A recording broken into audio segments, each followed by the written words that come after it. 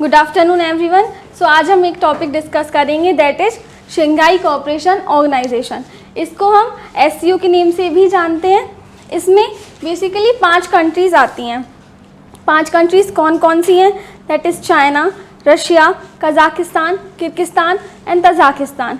ये पाँचों देश आकर मिलते हैं for the purpose of regional cooperation. अब अगर हम बात करें कि रीजनल कोऑपरेशन होता क्या है, तो पहले हम एक मैप देख लेते हैं। ये रहा China, Russia, Kazakhstan, Kyrgyzstan and Tajikistan.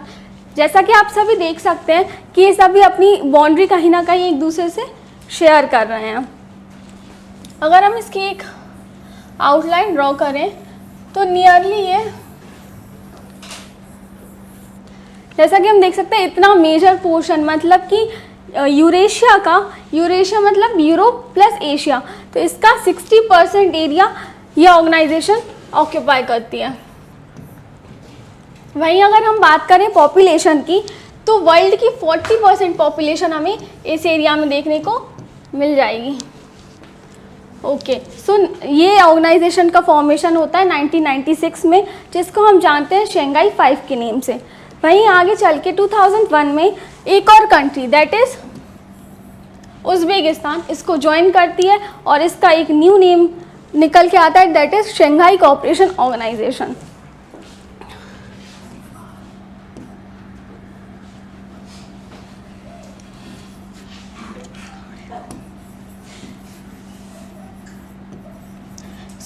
जब इसका फॉर्मेशन होता है तो टोटल 6 कंट्रीज इसका पार्ट रहती हैं।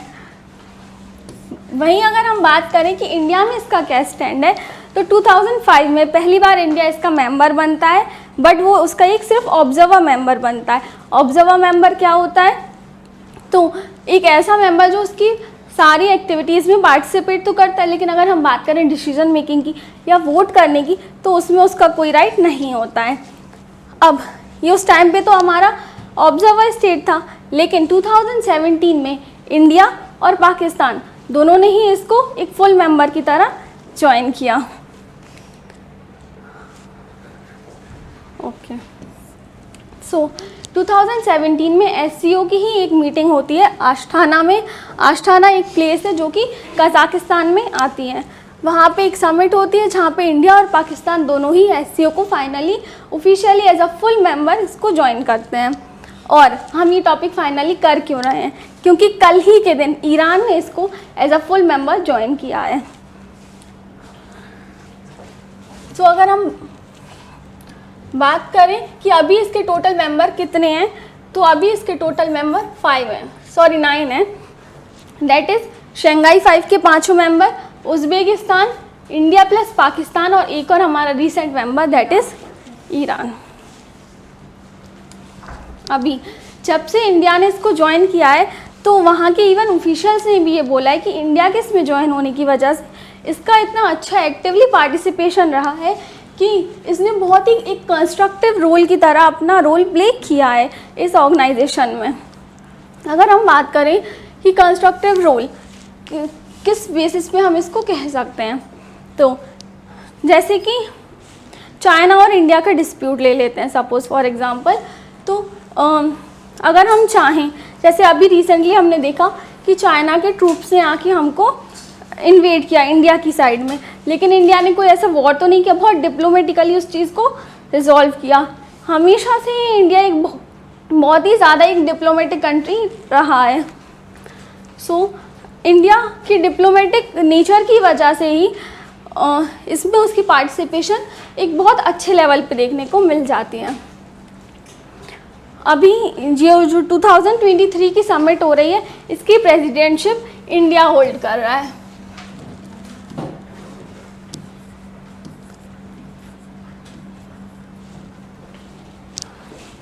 इस प्रेसिडेंटशिप में इंडिया ने कुछ की एरियाज़ बताए हैं जिस पे उसने इस प्रेसिडेंटशिप में बात करने की टॉपिक उठाए हैं। That is cross border terrorism. Cross border terrorism से आप सब क्या समझते हैं? बॉर्डर डिस्प्यूट्स जो होते हैं। हाँ, जैसे सपोज अगर हम इंडिया की ही बात करें, तो ये हमारा नॉर्थ वेस्ट एरिया हो गया। यहाँ पे हमारा पाकिस्तान के साथ बॉर्डर डिस्प्यूट है। नॉर्थ ईस्टर्न एरिया में हो गया चाइना और इंडिया का। जैसा कि हम देख सकते हैं कि इस ऑर्गेनाइजेशन में चाइना भी इसका मेंबर है और पाकिस्तान भी इसका मेंबर है एंड इंडिया भी इसका मेंबर है। तो ये एक बहुत अच्छा प्लेटफॉर्म है इंडिया के लिए कि वो यहाँ पे आके अपने इश्यूज़ को रिजॉल्व कर सके। वहीं नेक्स्ट टॉपिक की बात करें तो that is deradicalisation. Deradicalisation से मतलब है, रेडिकलाइजेशन बेसिकली होता क्या है? सो रेडिकलाइजेशन मीन्स कट्टरवाद। तो इसमें इंडिया ने बात की है कि वो कितनी मॉडरेट तरीके से अपनी बात रख सके कि मतलब सपोज़ कोई ऑर्गेनाइजेशन है, हम लोग ही हैं, किसी कंक्लूजन पे हमको पहुंचना है और हम तो एकदम कट्टर हो गए कि नहीं भैया हमको तो ऐसे ही चाहिए, सब अपनी बात पर जाए तो कोई कंक्लूजन आएगा? कुछ भी नहीं आ पाएगा। तो उसी बारे में इंडिया ने बात की है कि हम एक मॉडरेट स्ट्रेटजी को लेके आए। नेक्स्ट अगर हम बात करें तो उसमें है कि मिलेट्स का प्रोडक्शन की प्रमोशन की बात की गई है। जैसे कि एक हेल्दी लाइफ जीने के लिए इंसान को क्या चाहिए? Good food. और उसके लिए चाहिए हमको कि हमारा प्रोडक्शन जो है मिलेट्स में या फूड ग्रेन्स में अच्छा हो सके, जिससे कि हम एक सस्टेनेबल लाइफ भी जी सके। मतलब खा तो सब भी लेते हैं लेकिन एक अच्छी हेल्दी लाइफ जीने के लिए एक गुड फूड की भी हमें आवश्यकता होती है, तो उसके ऊपर भी हम बात कर सकें। प्लस डिजिटल ट्रांसफॉर्मेशन, इसमें जैसे कि हमने कोविड के टाइम पे देखा कि हमारा इंफ्रास्ट्रक्चर पहले तो बहुत ज़्यादा लैग करता था, लेकिन अब क्या हुआ, हमने हमारी बहुत सारी चीज़ों को शिफ्ट किया है डिजिटली, जिसकी वजह से हमने बहुत सारे इंसिडेंट्स भी देखी, लाइक करप्शन में भी बहुत ज़्यादा रिड्यूस देखने को मिला। तो वही उसी टॉपिक पे इंडिया ने इंटरनेशनल लेवल पे इसकी बात उठाई है। ओके, सो नरेंद्र मोदी जी ने इस बार की समिट होस्ट की है, इसको उन्होंने वर्चुअली होस्ट किया है, मतलब वीडियो कॉन्फ्रेंसिंग के थ्रू। जैसे कि आप इस फोटो में भी देख सकते हैं, ये रहे मोदी जी, ये पाकिस्तान के प्राइम मिनिस्टर, ये सर पुतिन एंड ये शी जिनपिंग। तो इन सभी लोगों ने और बाकी मेंबर्स जो भी मेंबर कंट्री हैं उन सब ने मिलकर एक वर्चुअल समिट की और इसका आयोजन किया। जैसे कि मैंने आपको बताया कि इंडिया ने बहुत डिप्लोमेटिकली अपने रिलेशन इस ऑर्गेनाइजेशन में रखा है। जैसे कि हम बात करें रशिया यूक्रेन वॉर की, तो सभी को लग रहा था कि रिसेंटली में इतनी बड़ी वॉर हुई है तो क्या कर सकते हैं, इसके टॉपिक इस बात पे तो बात उठेगी इस मीटिंग में।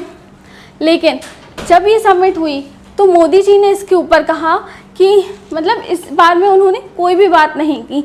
इनफैक्ट जब लास्ट टाइम समिट हुई थी दैट इज़ इन समरकंद, तो उसमें भी उन्होंने बोला कि ये कोई एरा नहीं है वॉर करने का, हम यहाँ पे बातचीत करके चीज़ें सॉर्ट कर सकते हैं, लड़ाई झगड़े करने से कोई मतलब नहीं है। नेक्स्ट अगर हम बात करें चाइना और इंडिया के रिलेशन की, तो जैसा कि मैंने बताया कि ट्रूप्स का इन्वेजन हुआ इंडिया की साइड को, उसमें भी हम लोगों ने बहुत ही अच्छी तरीके से इस चीज़ को हैंडल किया, ना ज़्यादा ऐसे फाइट किया और बहुत डिप्लोमेटिकली इस चीज़ को हैंडल किया। ओके, सो इसके अंदर अभी हमने इंडिया की साइड से 5 पिलर्स बताए हैं, जिसमें कि हमको आगे वाले सालों में इनके ऊपर काम करना है। तो सबसे पहला पिलर है हमारा स्टार्टअप्स एंड इनोवेशंस। जैसा कि हम देख सकते हैं कि हम इंडिया की ही बात करें तो बहुत सारे स्टार्टअप्स इंडिया में लाने की बात चल रही। जैसे हमने एप्पल का देखा, हैदराबाद में अभी एक न्यू प्लांट लगाया गया उसका। तो इसी को इंटरनेशनल लेवल पे उन्होंने ये बात उठाई कि हर जो भी कंट्रीज़ हैं इस ऑर्गेनाइजेशन के अंदर, उनको ज़रूरी है कि वो एक न्यू स्टार्टअप्स फॉर्म करें, उसमें कुछ इनोवेशंस लाएं, सो दैट उनकी जो जीडीपी है और उनकी जो कंट्री की इकोनॉमी है वो ग्रो कर सके।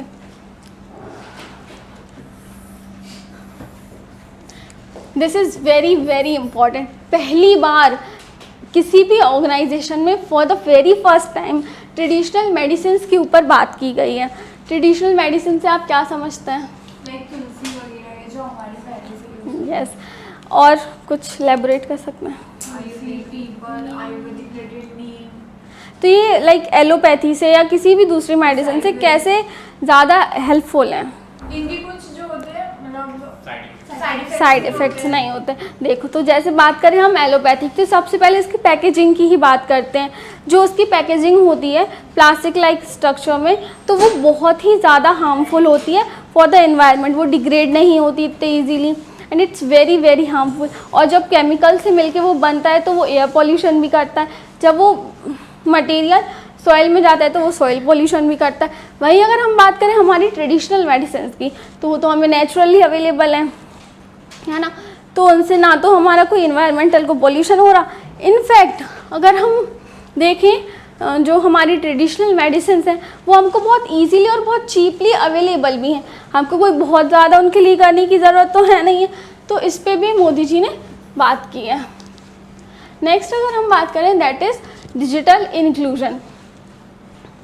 इसमें ये बात की गई है कि सभी लोगों को, जितने भी इंडिविजुअल्स हैं, जितनी भी कम्युनिटीज़ हैं, वो सभी को आईसीटीज़ का यूज़ और उसका एक्सेस मिल सके। Like for example cheap data plans, है ना। मतलब ऐसा तो है कि सबने सब जगह टावर लगा दिया हमने, लेकिन लोग एक्सेस ही नहीं कर पा रहे, अफोर्ड ही नहीं कर पा रहे, तो क्या ही मतलब है ऐसे टावर्स का। तो उसके लिए उन्होंने बात की गई है कि ऐसा चीज़ लेके आए कि सब लोग उसको यूज़ कर सकें, सबके पास वो चीप रेट पे पहुंच सके। वहीं अगर हम बात करें यूथ एम्पावरमेंट की, तो ये तो हम देख ही रहे हैं कितनी सारी हमारे अंदर स्कीम्स आ रही हैं। तो उसी को लेके मोदी जी ने इंटरनेशनल लेवल पे भी इस चीज़ को उठाया है कि हमें हमारे यूथ को आगे बढ़ाना चाहिए, उसको एम्पावर करना चाहिए। जैसे कि अगर हम बात करें चाइना की, तो चाइना की जो पॉपुलेशन है वो धीरे धीरे, जो उसकी यूथ पॉपुलेशन वो डिग्रेड होती जा रही है। मतलब उसकी पॉपुलेशन तो काफ़ी सारी है, मतलब अगर हम देखें तो वर्ल्ड में सेकंड पॉपुलेशन चाइना अभी भी होल्ड करता है। बट उसकी जो पॉपुलेशन है मेजरली या तो यंग, मतलब न्यू बॉर्न्स है, या फिर ओल्ड एज पीपल्स हैं। तो यंग जनरेशन के ऊपर फोकस किया जाए और उनको एम्पावर किया जाए कि जितनी भी जनरेशन है वो अच्छे से अपनी सारी कैपेबिलिटीज़ को यूज़ करके, अपनी रिसोर्सेज को यूज़ करके एक नया जॉब का क्रिएशन कर सकें। This is also a very important topic that is shared Buddhist heritage. इससे आप लोग क्या समझते हैं?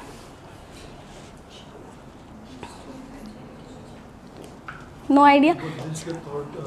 लाइक देखो, जो बुद्धिज़्म था वो हमारा 600 BC के अराउंड आया था, और अगर हम देखें तो सबसे ज़्यादा जो फैला हुआ था, वो सबसे ज़्यादा फैलने वाला रिलीजन अगर हम देखें तो वो बुद्धिस्ट ही था।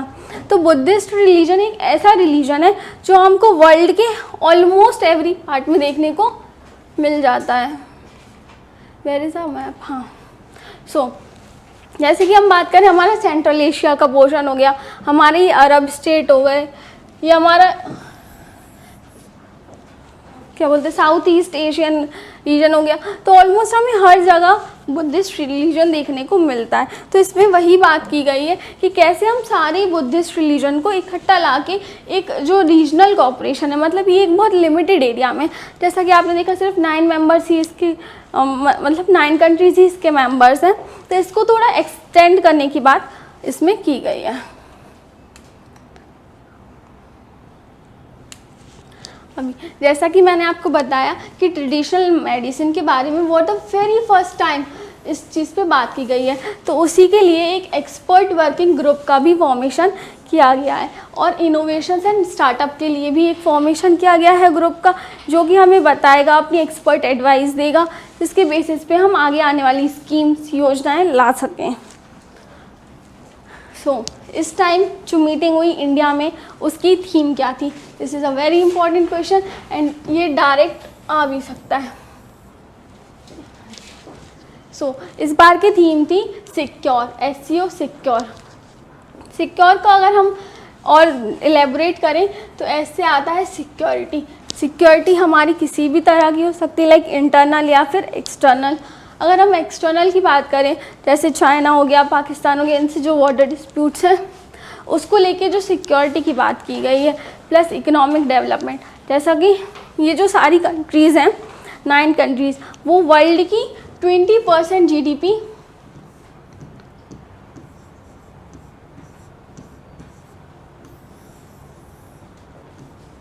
मतलब वो सारी 9 कंट्रीज़ क्लब करके अगर हम देखें तो वो 20% जीडीपी का फॉर्मेशन करते हैं। It's a very huge thing. So इस पर इकोनॉमिक डेवलपमेंट की बात की गई कि हम इसको और आगे कैसे ग्रो कर सकते हैं। प्लस इसमें कनेक्टिविटी, एज आई सेड कि डेटा जो है वो एक्सेसिबल हो सबके लिए और एक चीप रेट पे अवेलेबल हो कि सब लोग उसका यूज़ कर सकें। प्लस यूनिटी की अगर हम बात करें तो जैसा कि अभी हमने देखा बुद्धिस्ट हेरिटेज वाले में कि हमने सबको साथ लाने की बात की गई है, और इंडिया तो है ही हमारा वसुधैव कुटुंबकम के ऊपर फॉलो करने वाला, तो वो हमेशा से यही चाहता है कि पूरा जो वर्ल्ड है वो एक फैमिली की तरह है। तो उसने उसी चीज़ को आगे प्रमोट करते हुए यूनिटी को अपना एक सिंबल रखा है।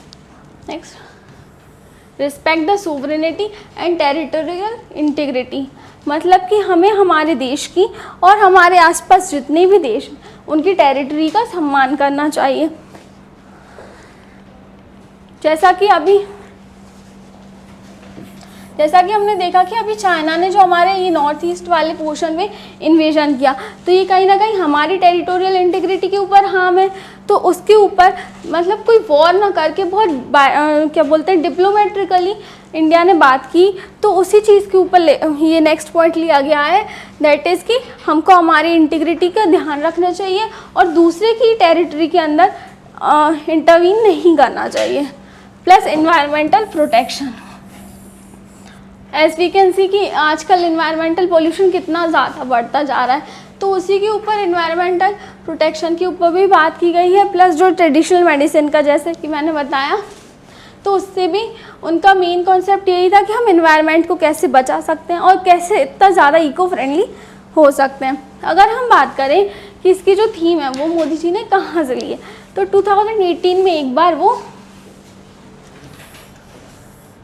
चाइना जाते हैं जिंगडाओ समिट में, और वहाँ पे जाके उन्होंने ये जो एक्रोनिम है SECURE सिक्योर, तो उन्होंने इसको वहीं से ड्राइव किया है उस समिट में, जहाँ से जिसकी उन्होंने इस बार थीम रखी है।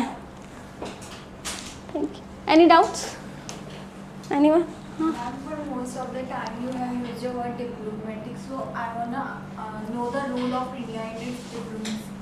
इंडिया एंड इट्स डिप्लोमेसी, जैसा कि मैंने अभी आपको बताया कि इंडिया और चाइना का डिस्प्यूट चला, ठीक है, तो हम चाहते तो चाइना से लड़ भी सकते थे, लेकिन हमने वो नहीं किया। एक साइड तो हम देखते हैं कि इंडिया और चाइना कहीं ना कहीं एक कोल्ड वॉर टाइप का तो चल ही रहा है, बट हम बात करें, जैसे कि मैं आपको एक चीज़ मेंशन करना चाहूँगी कि अभी जो इंडिया ने रशिया से ऑयल परचेज़ किया है, तो उसने उसको युआन में परचेज़ किया। Can you tell yuan is the currency of which country? It's a Chinese currency. इसको उसने क्यों यूज़ किया है? यूएस को कॉम्बैट करने के लिए। हम लोग जितना भी ट्रेड करते हैं डॉलर में करते हैं, but for the first time India ने युआन का यूज़ करके उसको ये दिखाया है, लाइक यूएस से भी, कि वो उस पर भी इतना ज़्यादा डिपेंडेंट नहीं है, और चाइना से भी उसकी ऐसी कोई लड़ाई नहीं है। What my point? Anything else? मतलब ऐसा नहीं है कि वो उससे सिर्फ वॉर ही करता है, जहाँ पे उसको उसकी ज़रूरत होती है तो वो दोनों फ्रेंड्स भी हैं, और जहाँ पे अगर वो हमारी टेरिटरी में इंटरवीन करता है तो हम उसके लिए भी स्टैंड ले सकते हैं। एनीथिंग? Thank you.